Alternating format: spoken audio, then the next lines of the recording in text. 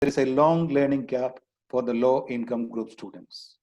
And the third is nothing but the stress that they have, the economic stress that they have. For this, I am bringing out a few strategies. The first strategy, what I want to say here is nothing but we should ensure the continuity of learning for the government school students. That is the first thing.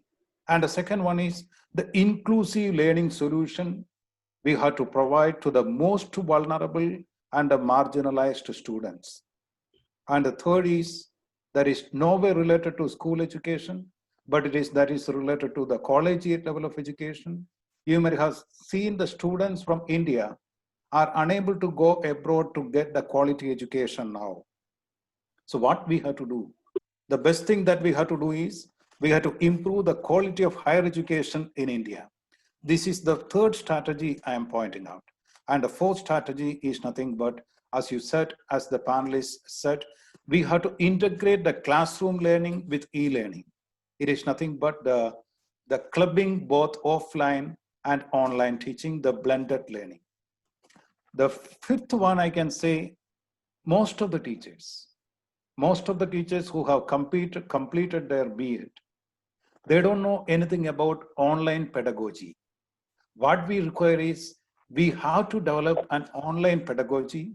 The different online pedagogical methods have to be adopted. And the sixth point is, as one of the eminent panelist members pointed out, we have to integrate the Indian traditional knowledge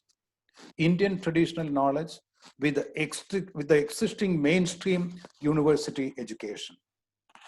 Finally, before concluding, I'll tell you the four things.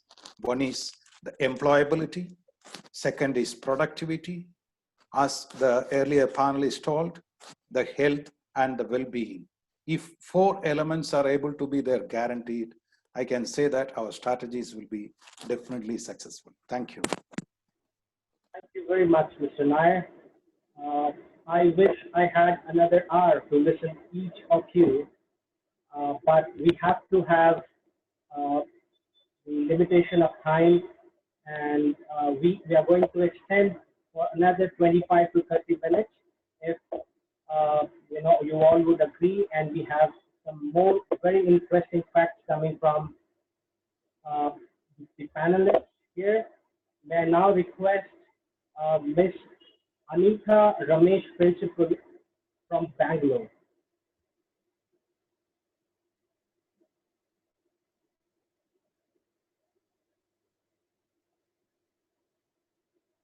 Okay, I think Ms. Anita Ramesh couldn't join us. May I now request Ms. Edith from USA. That's me. Hi, I think. I'm going to start by saying thank you for this invitation. This is obviously a critically important discussion.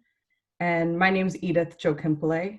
And I think rather than, continue the wonderful comments that you all have made with regards to this discussion, I think contributing my personal experience, especially because I am Canadian American and also Tamil Sri Lankan, would probably provide some insight into the life of what is going on right now, and also provide some insight moving forward. I should start by saying that I'm currently the principal managing partner of Copper and Cobalt, which is a consulting firm that catalyzes global development and change. I previously was at the Brookings Institution, which is a think tank that's globally renowned for its policy research, both at the macro and micro level. I was in the Global Economy and Development Program and worked on a myriad of topics, which range from the Paris Agreement to climate change, the Eurozone crisis, technology, productivity, and the future of growth, and to this discussion, actually, Center of Universal Education, CUE. We had a very pertinent discussion in 2015 that is about education and the future of work. So in considering that concept, we were trying to preempt what within the short term and what within the long term can we start to think about when we know that there are these massive systemic failures and therefore require systemic changes. That might have to be at the global policy level or national. And some of those things will have to be more at the grassroots, individual institutions and individual level. So for what we kind of gathered together, it required a few things, which many of you have really touched upon. One was building resilience. You know, obviously, because of all these failures within the institutional and the global level, there were individuals who were failing out of the system. How can we ensure that even though there may be failures moving forward, that people will be able to still get up and try again? The second was people need a much more globalized exposure. That's both on the cultural concept side, and it's also on the disciplinary side. If you have more integration of arts and sciences, that will start to provide that. Another one is individualized tailoring, which many of you touched upon. You know, the not having a tailored experience to each of these individuals obviously causes problems. You can attribute many of that to mental health crises. And then what you really want to produce, given the nature of how work will change with AI, machine learning, and all these tools that are being developed, is yes, you want to increase the EQ of students who are coming out of these processes, but you also want a set of people who are experts within a specific discipline and know it extremely thoroughly. And you want an additional set of experts who are cross-disciplinary so that they can talk to multiple concepts at once and be able to bridge the divides between disciplines. That group is going to be pivotally important moving forward because there aren't many of those individuals who exist at this point in time. So to kind of conclude, it really seems to me that the crisis of both COVID and race is what has blown these set of issues really wide open. It's exposed the massive systemic failure that has always existed within educational systems. And what it actually does, though, as we all know in a crisis, is it provides an opportunity to massively push forward changes to education, both in the macro and micro level. We all acknowledge what those things will look like, but the question is, where do we really start to put hands, and how do we direct others to put hands towards this problem so that we won't have the same type of systemic failure in the future? I'm happy to connect with any of you outside of this time, and I'm sorry if I went over, but you know, feel free to contact me and let me know if I can help in any way. Thank you. Thank you very much. Now, may I call upon Ms. Sonia Jingran from New Delhi?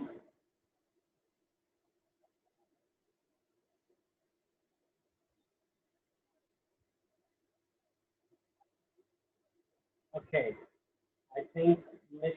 Sonia is not here with us. Now, thank you all for your thoughts and input. Now, let me have the privilege of asking Dr. Jahangir Sultan to sum up the session in his own words. Then I would request Dr. Ghosh to enrich us with his thoughts and share his thoughts on the way forward. Over to you, Dr. Sultan.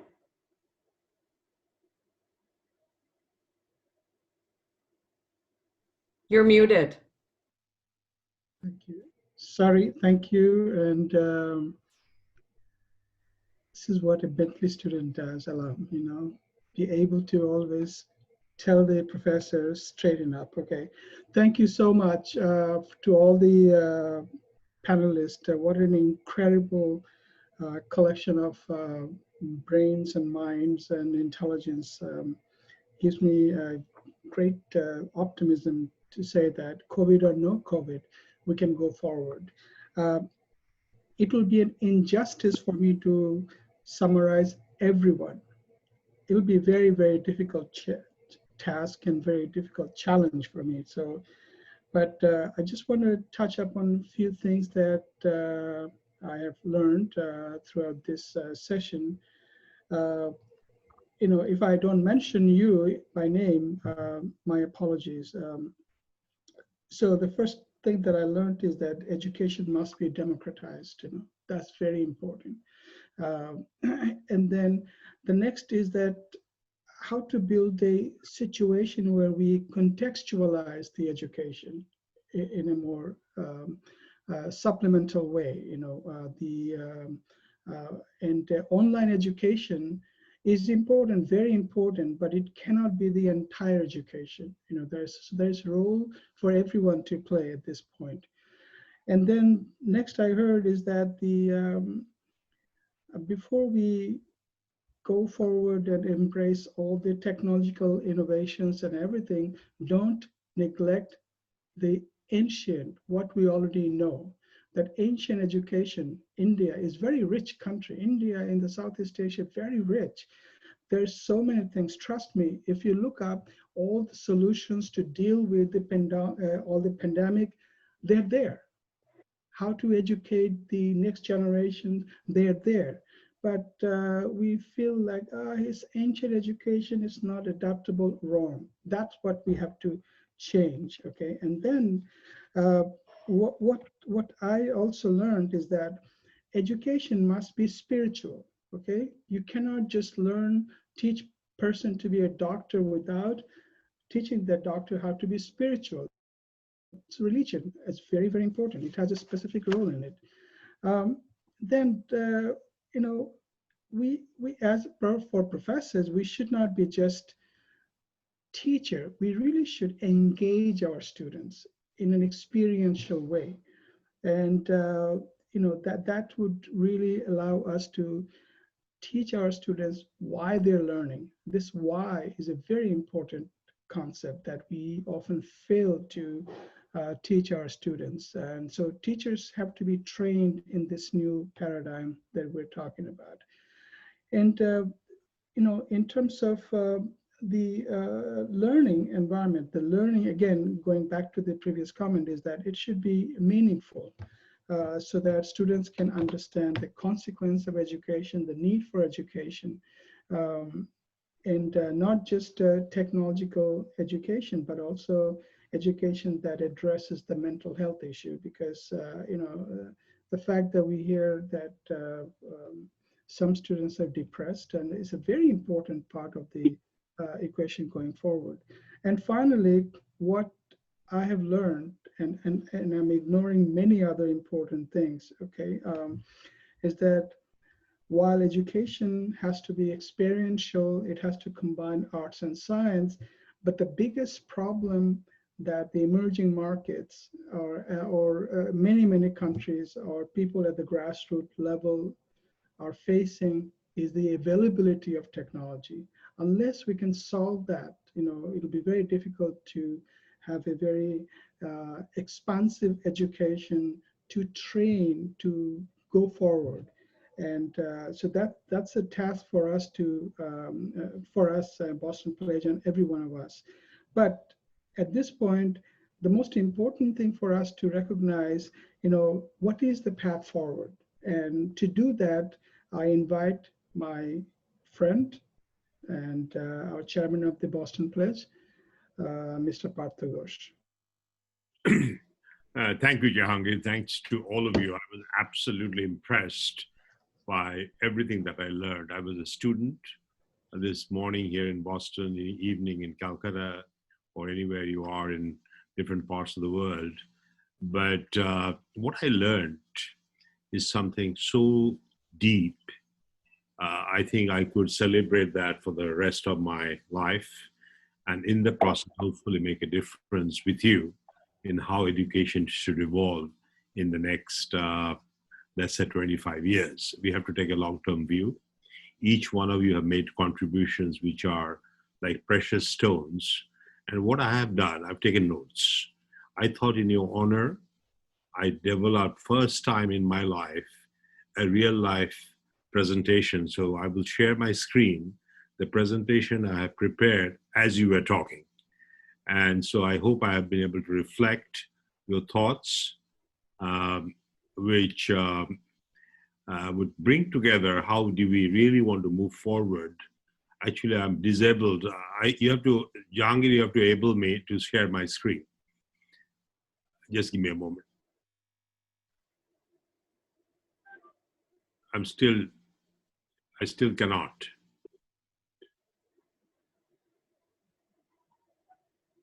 Could I do that? Yeah, you should be able to do that. Yeah, now I can do it. Okay.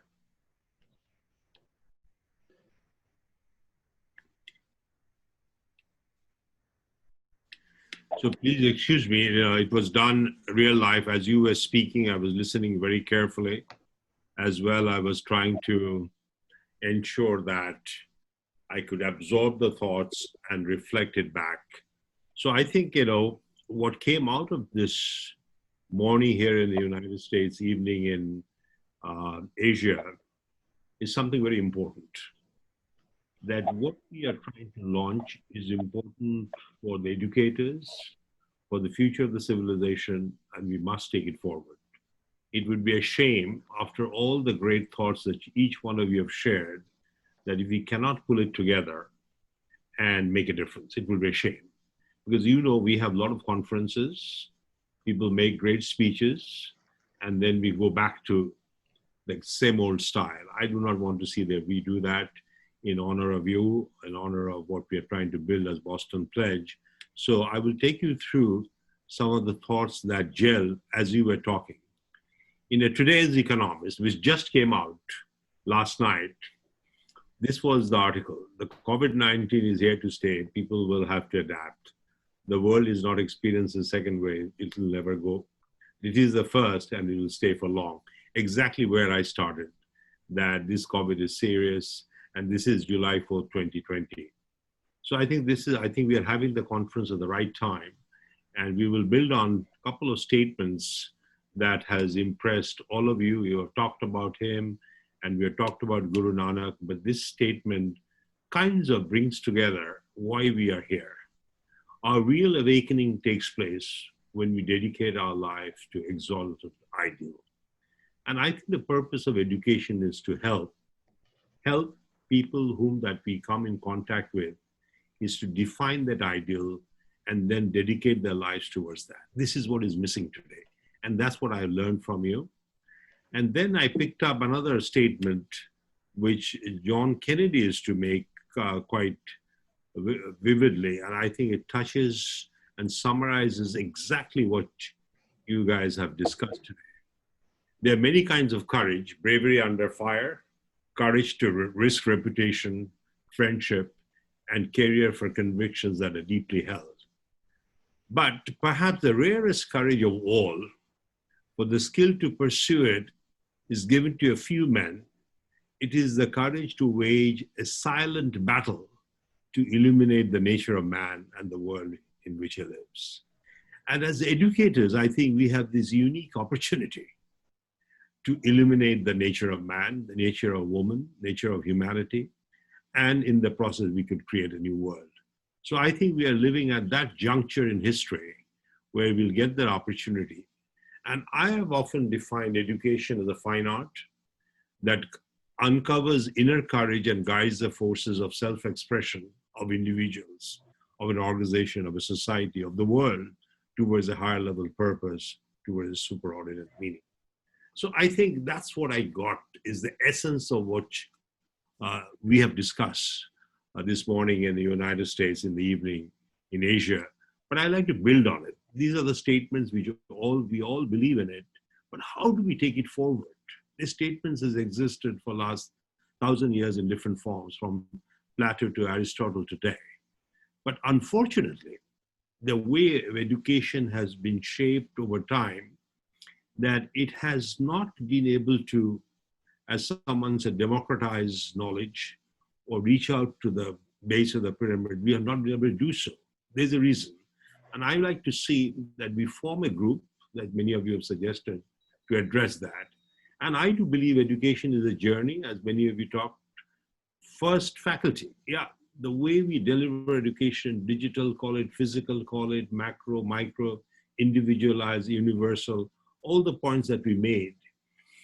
It is a journey we have to continuously learn as faculty. Students are, of course, in the learning process. And the administration, the way educational institutes are run, they have to continuously innovate. I'm very glad to see one of my good friends is online, Nandakishore Kaglewal. He's a big educationist. In fact, right after I speak, if he's still there, I'd like him to share a few words. So given that background, these are my 3 takeaways today. And this I prepared real time as you guys were speaking. And that's the digital ability that we have to bring. You have to listen, you have to process, you have to prepare, and you give it back. So that's what I'm going to do. There are 3 fundamental takeaways today. Firstly, I feel that all of you would agree, given the content, the richness of today's discussion, the Education Springboard program that we have conceived, we must take it forward. It's time to refresh. It is an important role. And I'll talk about how we could play that. Second that came out is that time has come that we have to create a vision of the education forward from K-12 to higher education. And we have to create a sense of purpose. And I would like to dedicate the EdSp with you to create that vision so that we could circulate it all over the world, from Japan to California, from Norway, Sweden to Australia and New Zealand, because this is a global effort. And based on that, I put together some thoughts on the next steps. So mind you again, please excuse my tardiness, because this was prepared as you were speaking. So the first thing that I learned, particularly when Mr. Maninder Singh was talking about Guru Nanak, and then Shahana Singh was talking about Vedic philosophy, and then many of you touched about the inner development. Maharaj talked about Vivekananda. That education is basically a dynamo. And that is my conclusion taking from. One is to know the inner universe, know thyself. And I think Shahana was talking, or Swamiji was talking, the knowledge is within, we have to uncover it. The other part is the compassion for the environment. How do we connect with the nature? An environment in the broader sense, with people, with knowledge, with nature, with the universe, and this dynamo has to come to work. That's what I learned today. This is my summary of what I learned, that all of you in different ways talked about this dynamo. And particularly when Matthew was talking about, he also said this dynamo has to be customized. Every student is different. The dynamo will work differently, and we have to customize. Accordingly, I came up with these 5 messages as I was listening. Third, this comes from the statement I've taken from Mr. Maninder Singh, Dr. Maninder Singh, that we have to take education at the most fundamental level so that we could uncover knowledge within, enlighten virtue, make connections, both through homogeneous approaches and customized approaches across discipline. It's a very demanding statement, but I would like to see that we dedicate the next 2-3, we'll meet every 3 weeks, which I'll suggest in a moment, just on the point number 1, so that we could come up with a written document which we could circulate. The second, Sam Petroda talked about the Knowledge Commission. I think it's a very rich work that they did. I think it's important. I feel it has not been studied properly. We should study it and find out how to help nations, countries, states develop a strategic planning to education, because every environment is different. And in the process, weigh out the pluses and minuses of digital education. It would be wrong to reject digital education. It was wrong to assume that digital education will solve problem. As I mentioned right up front, when we were opening the session, that 70% of the people do not have access to the digital world. So it means the digital divide would increase if we more and more depend on digital education. The third, I felt there was a lot of emphasis, and I think makes a lot of sense, ways of self-learning. So how do we balance between digital versus personal touch, the development for faculty? Then comes the point about uncovering the knowledge within. What should be the process of education? Because knowledge within, to uncover that, it has to be highly customized. And how do we draw on our ancient philosophies, be it Vedic philosophy, Persian philosophy, Confucius philosophy, or the Greek philosophy? It's not that we have to only think of Vedic philosophy. We have to talk about ancient philosophies in general and take the best. And then comes the new approaches, what you guys have touched on, particularly Edith was talking about, of the life skills. How do we connect the dots? How we help students to connect different types of situations they represent. So I feel these would be our guiding pillars for the EdSp, and we will work together to write 2-3 chapters on each of these sections. And hopefully by end of this year, this group, I really mean all of you together, will come up with something that you are proud of, and we can take it to the global world. So that's then I will move to the next point. In the meantime, my computer is giving some trouble. Let's see whether I could, something popped up, some advertisement. So the next steps that I'm proposing, if you all agree, I know all of you are busy, but given the importance that you have attached to today's discussion, I think it is safe to assume that you would not mind dedicating 2 hours of your life every 2 to 3 weeks, Saturday PM your time in Asia, Saturday AM our time in North America, and we'll take one subject and one of you will anchor it. So that time is no longer 3 minutes, no longer 5 minutes, it'll be 20 minutes. We'll talk on the subject, you download it, we'll transcribe it, so we'll start building the chapters of the book. Then I would like to see you send to Devinder the subjects that you will be particularly interested to talk on, 20 minutes each, so that we could start constructing the subjects of the chapter, and then we'll go one by one. We will study the Knowledge Commission and similar reports. Maybe I will ask Sam Petroda to share the work, and maybe one of us could take the homework to work on it. And after 15 sessions, we'll publish the book. This book would be the education of the future for the world.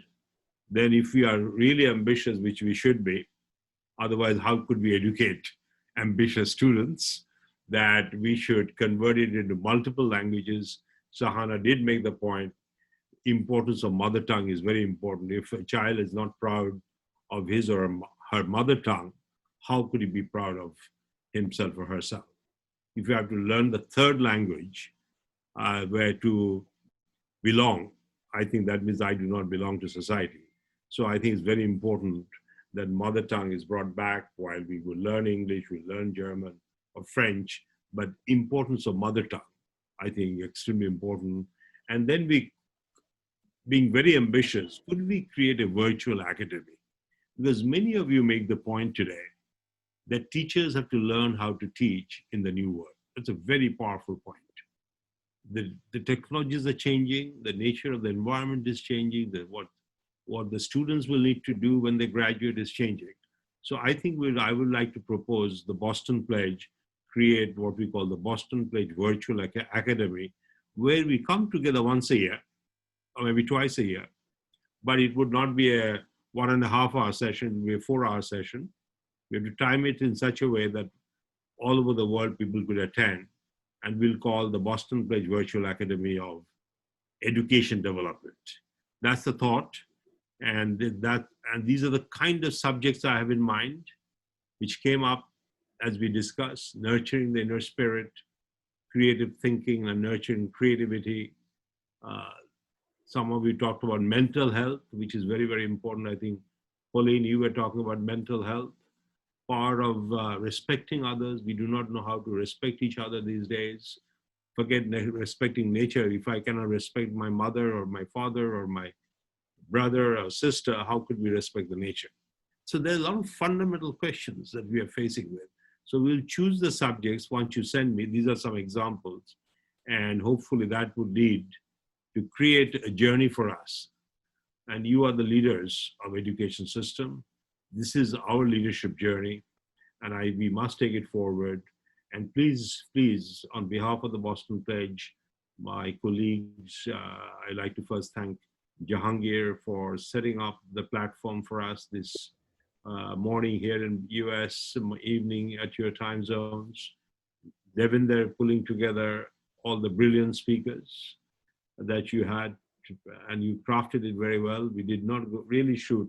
I did not expect that we'll do so well within time. It's very difficult because we all like to talk, and we have been able to control that desire and was in the process very crisp. My hope is that if you really think this will be useful, please send us an email, because we want to take it forward. And we want to do it every 3 weeks, if it's okay with you. If it took 2 weeks, if you want. Every week, we originally planned, it may be a bit difficult. But every 2 weeks, I think, is doable. And because we all believe this is important, if we really believe it's important, we should do it every 2 weeks. We should not join this conference for the sake of conference, because we want to make a difference. And we have to become the examples. And as we become the example, we will be able to make a difference. So with that, I would like to thank you very much for making this conference. I would say I think all of you would agree, a success. And I think someone has raised a hand. There's some questions, answers. Devinda, I would like you to coordinate that. And maybe in the next 5 to 7 minutes, we can wrap it up. But I'll give it back to Devinda. Thank you very much, Dr. Ghosh. That was brilliant. And it's a great learning for me how to prepare real-time presentation. So this is first time I have seen someone making real-time presentation. And I'm sure most of us might have also witnessed it for the first time. Thank you very much. Well, we have a couple of questions here coming from different parts of the world. The first question is from Mr. Montu Bosak from Kolkata. His question is, developing an innovative mindset is an utmost important quality. I hope that can be inculcated in students, especially in this pandemic time when innovation has become most relevant now.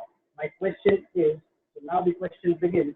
My question is, how could we incorporate that the idea of innovation in our students? Do we have a framework that can be used by the teachers to teach students to be innovative in their thought process?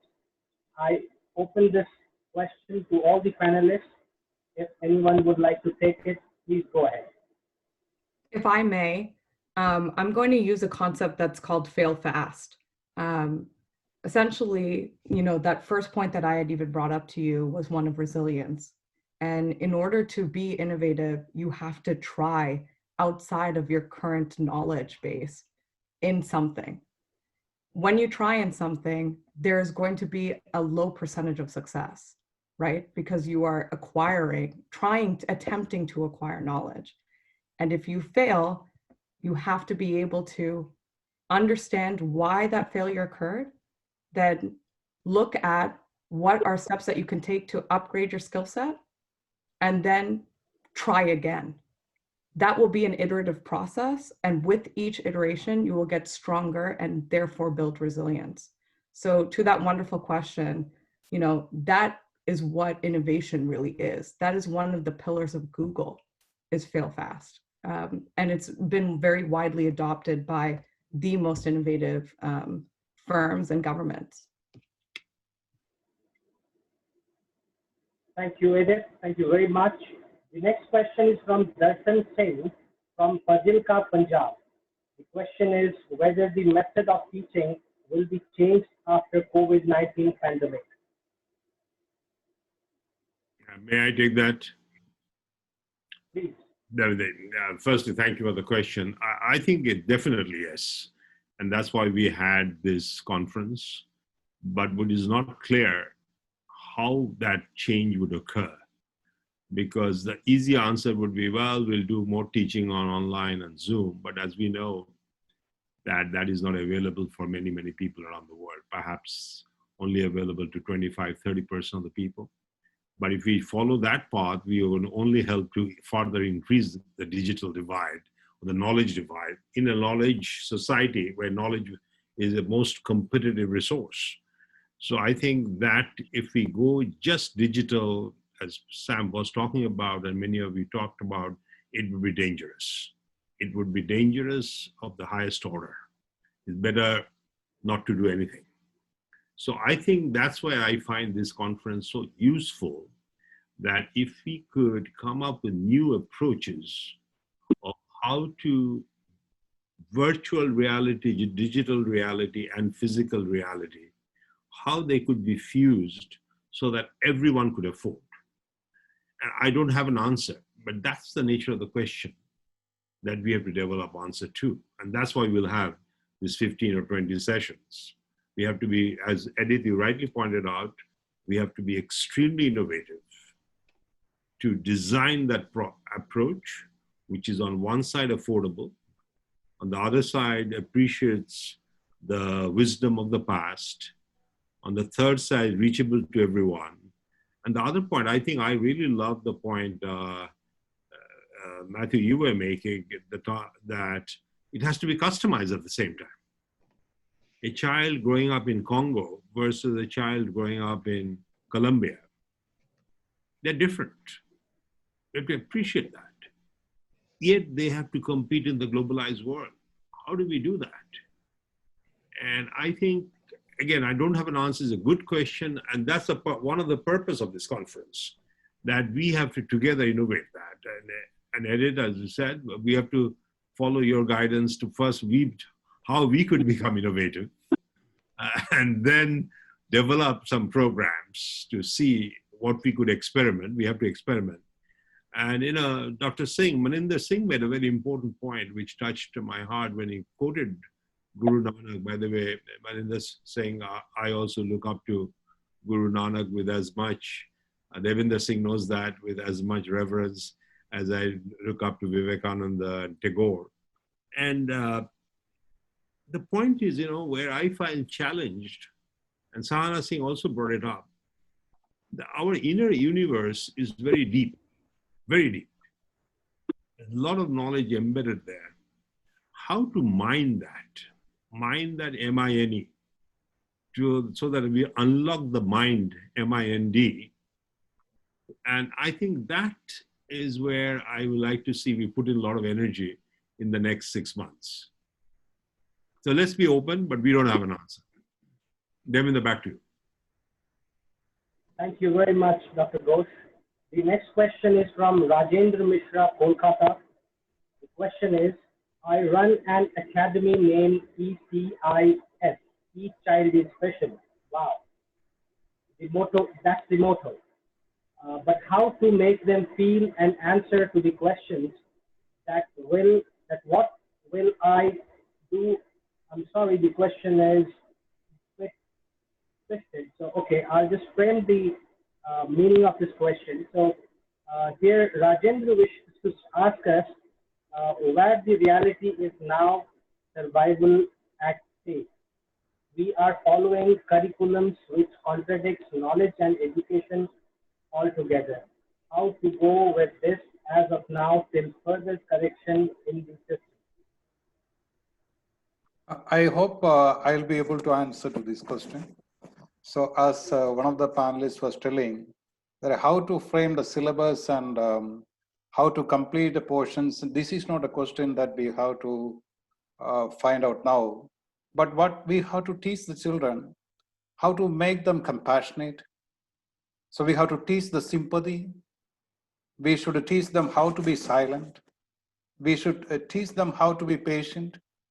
That is the basic thing that we have to teach at this point of time during COVID-19. It is not the syllabus that is there important. It is not the education system that is important now. We have to make a framework for the children to be compassionate, to be sympathetic with others, to collaborate with others. These are the basic skills that they should acquire at this point of time. This is my answer to this question. Thank you very much, Mr. Nair. And Do first of all, you mind if I add something to that concept? I believe that flexibility is going to be critically important too, right? Obviously, we have had to become flexible and move to these different forms of learning, but building that flexibility within students so that when they're approaching the world, they're able to take in all inputs and utilize them to form a worldview and then create a pathway is important. There is no direct pathways anymore. You don't just go from one thing to another like you used to. So you have to be able to constantly re-innovate and be flexible. Yep, very good point. Thank you very much. we have many questions, and I'm afraid we won't be able to answer all of them here in this session, but we will be very happy to Yeah, write them the there's one answers. very tough question, which I thought Dr. Singh would like to answer. Which was, I thought it was a very demanding question, but maybe we could end with that question, answer to that question. Apparently, Dr. Singh, Maninder Singh, I'm talking to you. Someone questioned that you did say at one point that God is unfair but merciful. And one of the attendants is basically asking, how could you say that God is unfair? So maybe you want to elaborate that. That's, I think, is a very demanding question. Personally, I don't have an answer, but let's hear your thoughts. Well, thank you, and I'm honored also for your mention and your points that you were saying. As far as this statement, I read this statement in an English book written by a priest. And initially, I was not convinced by it. Sort of, it was a question, but later on, when I read it again, maybe I missed the word just. Well, God is not fair. And now, when if we see it in our courts, if the judges they deliver justice, then everybody gets just what he deserves. But God doesn't deliver that sort of justice. He's not fair. He's not merely fair, you can say. He's more than fair. He's merciful. That's what I thought. So, see, that's what I maybe I missed. Very good. I missed that. I'm very sorry, and I think now it's clear now. I just missed that. I thought you will say that. I'm glad. Maybe we should connect very soon. Very good. Thank you, sir. Thank you so much. And thank you for the question. Whosoever raised it, I think he clarified it for all the others. Thank you. Yeah. Okay. Yeah. Right. So thank you very much for the wonderful questions, for the wonderful thoughts, and your time, your presence really made this session a wonderful session, one of the best sessions in my life. Devendra, I've got one question before you close it, because as you could see, there are 48 participants. Everyone whom I could see looks very eager. Their eyes are looking brighter, and their faces are looking absolutely inspired. At least I feel very inspired. I was wondering whether if any one of you want to make any comments, because this is just start of a long journey. And I would like to really work personally with all of you and the Boston Pledge. I know I can speak for Jahangir and all the other members. There are a lot of other members who you cannot see, but they're online. Any comments you would like to make? What did you like? What you did not like in today's session, so that we could improve?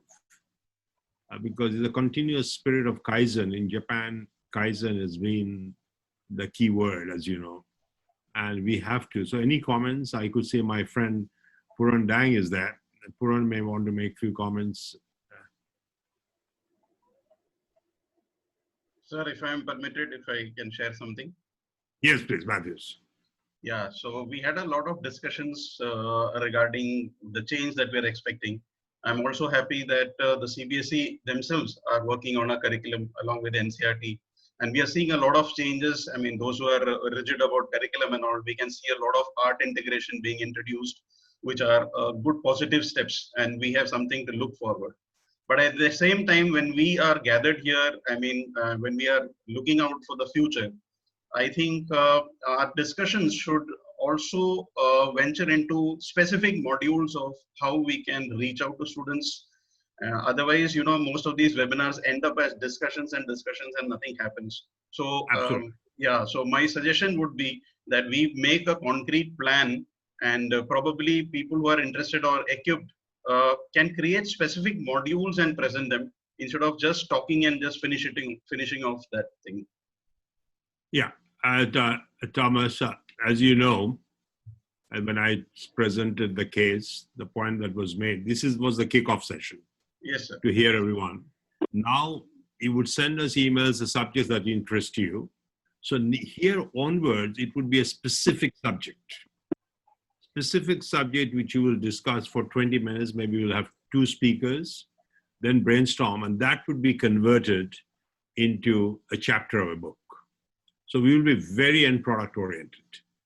But this was to get the feeling. And the feeling is, yes, we want to do it. And I laid out, as in my presentation, I don't know whether you watched the presentation, some guidelines which has emerged, and then we'll take the next steps. Is it okay with you? Around specific subjects. Yeah, so also I wanted to know whether this group is a constant or it keeps changing, because when there is a change, then dynamics change, because they don't know what was discussed in the previous meeting. So every time, then the whole thing goes back to square zero. No, I think that's a tough one because everyone is volunteered their time. So I think it would be, I would like to see the same group appears, but some may not appear. But I would suggest, it would be, again, we use the word hybrid many times today. It would be a hybrid.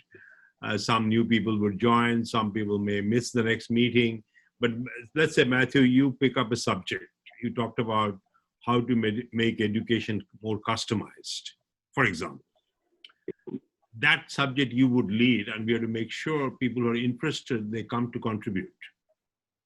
So we will be very action oriented because, as you know, one of the things India outscores any other country is number of meetings per capita. That's the only place we are highest. But delivery per capita, we are the lowest. So I think we have to reverse that we can convert, you're absolutely right. We like to see we can convert this into specific action, which in some cases we may have to take to policymakers. Some cases we will say that, look, follow whatever the Education Council is saying, but could we inject some creativity, innovation within that structure? So I think it will evolve.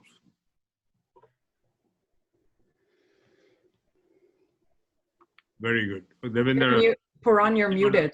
edit, yeah. Right. Okay. Thank you. Thank you very much. So we have one question. One moment. One second. Puran's still muted. Puran, you are muted. You have to unmute yourself. Jangi, can you unmute Puran by any chance? Puran, there is a button at the left side of your screen. Yeah. Mute. Mute, yes. Okay, now you're good. Okay. What I said was, thank you, Partho, for inviting me. It was such an illuminating discussion. And what you are saying makes all sense, that we take one subject and go thoroughly into it and then create a book.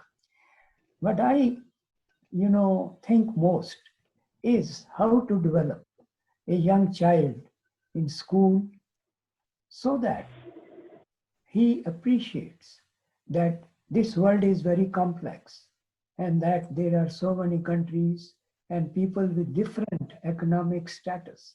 Some people are so rich, some people are so poor, living in tribal areas, no education, no food. In my opinion, the best education that we can give to these children, that there are people out there, they need help, and therefore they should be taught that it is not the ivory tower that you are living, there are people, and therefore inculcate in them a feeling, a kind of kindness, a kind of action that they have to help them as they grow.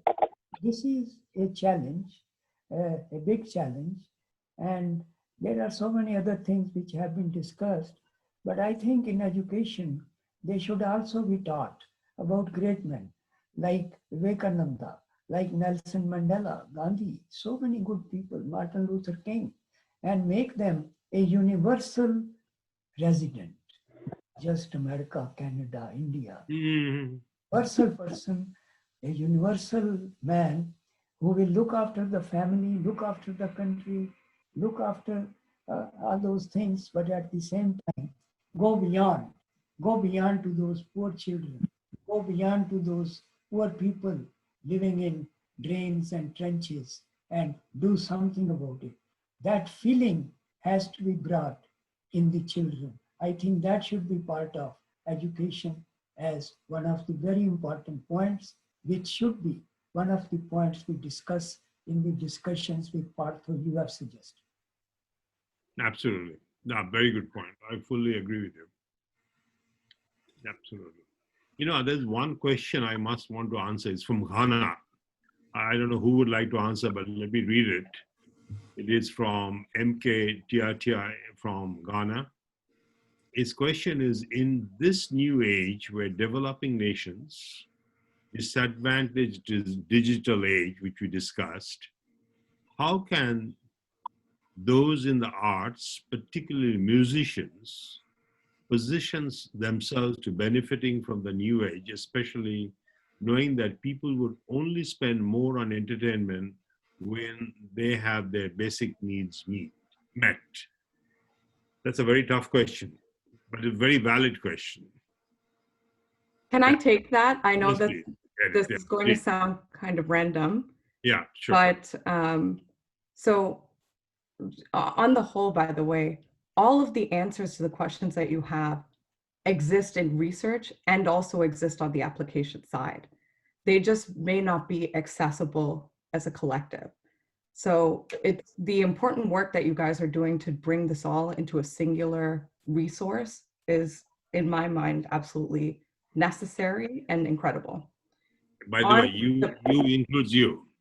well, I'm going to do what I can. Okay. And then, you know, to this very specific question, I'm going to draw on a time that I was at Brookings. So as I said, I'm trying not to repeat a lot of the high level conceptual stuff. I'm just going to talk from experience, and maybe you'll be able to bring it to your own experiences, right? And tailor it towards your own. So when I was at Brookings, there was a research paper that came out in 2014 about how in metropolitan areas, African Americans who are working age, males, so that would be 25 to 54, were unemployed by 25%, okay? And at the time, the unemployment rate was about 5%. So you know that there's this massively oppressed group that even though people are more widely having success. So I'm sitting in Brookings and I go home, and while I'm going home, I see a band that's playing on the street. And there's a whole crowd that's forming around them, and they're all having a good time, and they have a bucket and people are dropping money into it. So I go home, and the next day I come up at around 7 o'clock in the morning, and I see that band at my metro station. So I let them finish whatever song they're playing, and I went up to them and I said, hey, do you guys have a way that I could share this music digitally with other people? It happened to be a day where we email each other cool music internal to Brookings. So if you have something, let me know. They said no, okay? Now, all of us know that there are so many digital tools that use global networks, and we can provide content that can go very far. So over my lunch break, I made them a website and I brought it to them. I demoed it and I said, what do you guys think? And they were so excited. So I then, through the next week, I became their co-manager. I managed the business end of things. And anytime that they got any contact, like a business card or whatever, I had them give it to me so that I could be very responsive. I created social media for them. You know, I built out their website to include more content about them. And what started to happen was now they had access to different kinds of opportunities. They played for the Secretary of Education, they opened for them, the White House Historical Association. They rubbed some lawyers next to the White House the wrong way because their music was so loud. And essentially a law blog found the internal emails that they had been sending, complaining, and trying to actually uproot them from where they were playing. And it got picked up by the Washington Post and the Washingtonian, and they played at the Kennedy Center. This happened within something like 4 to 5 months. So, you know, that ability to catalyze change with the use of existing tools is there. But not everybody has, as you guys have all acknowledged time and time again, not everybody has access to those tools. How do you get some individuals who know those tools extremely thoroughly to serve underprivileged groups, and to do that very conscientiously, you know, with partnership, so that they completely understand the cultural and socioeconomic issues that that should be broken, but if you're not careful, can cause further problems. That is the line that we're all trying to walk, I think. And I just wanted to share that to let you know that it is possible. It's not an impossible task. Impressive. Thanks, that's a Bentley education. Of course, the challenge would be that, you know, there are a whole lot of artists right now who are looking for work, right? So the same digital space is now being, is being used by all these people trying to gather attention. So that is going to be a big challenge we have to handle. Very good point. Very good point. I think for that point, you know, people will start to coalesce around niche concepts. You will be interested in something, and because there are, you know, 7 billion people, it's okay because the artist group is not that large among 7 billion people, if that makes sense. Mm-hmm. Well, I would like to add 2 points here. Just 3 sentences. The purpose of education is to ignite passion to serve. This is what I feel. The second is love for indigenous, eco-friendly, handcrafted practices brings us closer to nature. And third, the question that came up is how do we promote art, music? Now, I want to share a very short experience of mine. I faced the similar challenge with so many artists from different parts of Bengal. Now, I feel we have to promote local talent, and that can be the biggest service to the mankind. And the way forward is to create opportunity. Now, in the December 2019, I talked to a global hotel chain to put up a show of local talent in Kolkata. The next step, what I did was very interesting, and I'm sure you might like it. Every week, we started providing stage to musicians and artists from the remotest part of Bengal. For most of them, it was the first-hand experience to step into a 5-star property and a dream comes true. You know, and thankfully, we were able to create opportunities for about 50 such artists, and we have seen their standard of life gone up. It has improved a lot, and today I keep on receiving calls from them for very small little things like, brother, they call me Dada, and I love to hear that. Dada means brother in Bangla, and say, Dada, have you taken your food? So this is the kind of bonding that got developed. It is just by the virtue that we created opportunities for them. So that's all I have to say. Thank you. Now, Yes. with your permission from the chairman and all the respected panelists and the members, shall we move ahead towards the vote of thanks? Maybe Jahangir should extend. He is the boss of the session. We all are participants, you know, given the impressive collection of all the talents, I feel very, very humbled.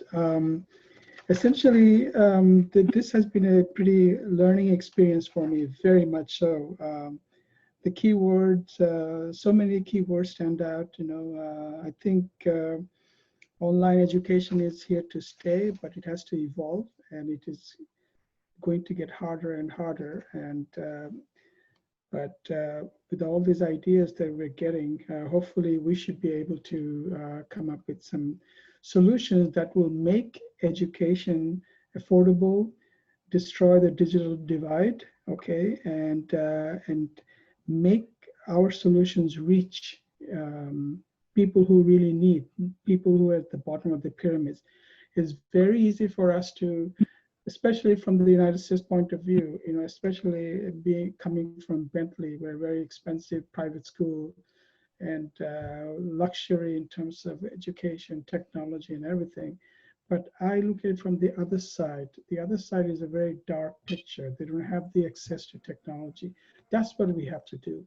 And we have to make education relevant for them. We have to make education relevant so that they can do something with that, okay? Because everyone is born with incredible intelligence. God has given us that.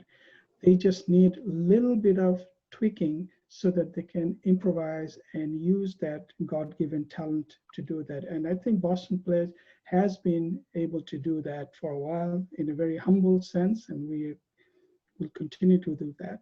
But I wanted to thank all the panelists, number one.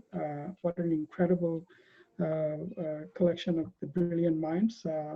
Number two is especially special thanks go to the vendor. He has been incredible, hardworking, and you know, was able to bring all these folks together in this panel and the attendees. And I also like to thank my colleagues from Bentley University, Rupam and Mohesh, you know, who've been very helpful in designing this platform. And last but not least, thank you, Partho, for your ability to do real-time summary of the path forward. And I am hoping that we will be able to deliver on our promises with your leadership. Thank you very much. Thank you. Thank you very much. Thank you. Good night. Good night. Good night. Thank you very much to all. Thank you. Yeah. Thank you. Thank you. Thank you. Thank you.